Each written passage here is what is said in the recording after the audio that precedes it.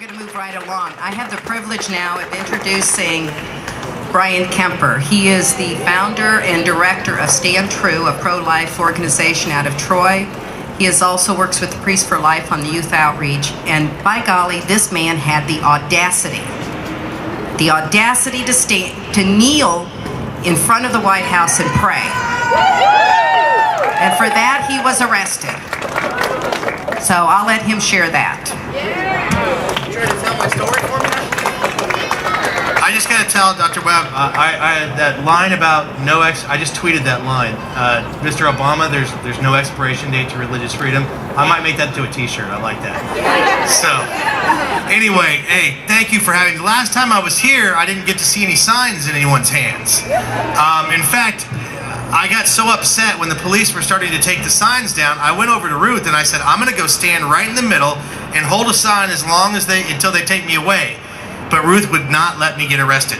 She said, no, Bryan, you have to speak and you need to go home to your family and all that. And she knows I'm kind of a lawbreaker. I have a history of being arrested. Back in the 90s, I was arrested dozens and dozens of times for kneeling down and praying in front of abortion clinics with Operation Rescue. The way I look at it is God's law overrules man's law, and that's just the way it is. In fact, I work for an organization called Priests for Life. You guys know Father Frank Pavone? He's my boss, a great man to have as a boss, and I'm the youth outreach director there, and right now, our organization is breaking the law. Because right now, we are breaking the HHS mandate.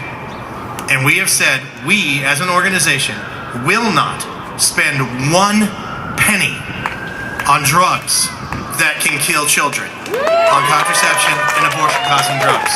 They can walk into our office, put us in handcuffs, and drag us away, but we will not comply.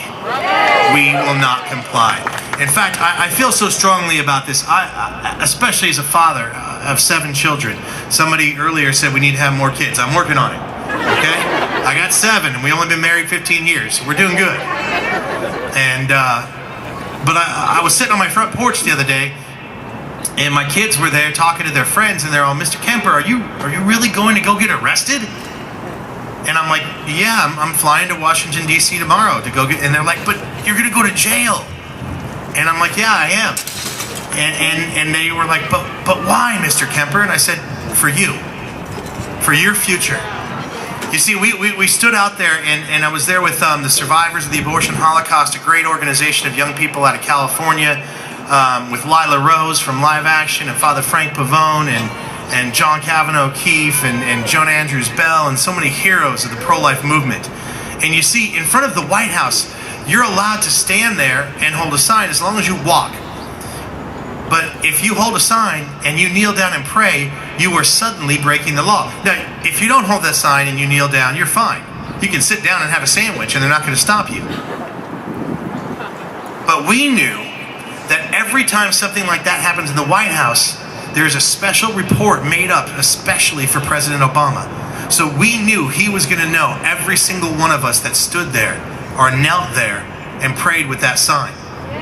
So a bunch of young people, 54 in total, I believe, knelt down and prayed over those 3 days, and they closed off the whole area of the front of the White House. They barricaded it up, made everyone go outside, and all of a sudden, all the citizens that were out there watching were going, this is ludicrous.